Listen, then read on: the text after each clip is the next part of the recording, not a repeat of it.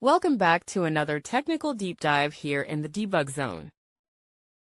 Today, we're tackling a big question and breaking it down with insights from other users. Hopefully, this clears up some misconceptions and helps you get the answer you need. So, buckle up, stay a little curious, and let's jump right in.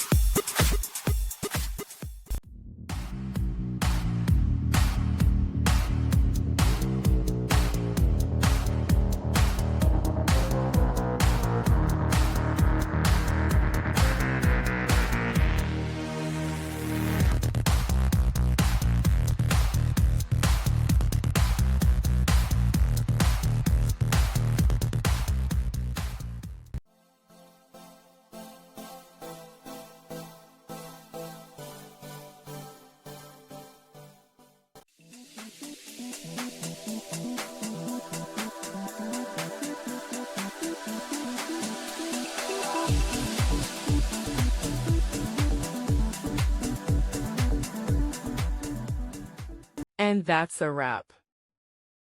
I hope you found the answer you were looking for. If you did, take a second to hit that subscribe button. It really helps out. And let me know in the comments which solution worked best for you. See you next time in the debug zone.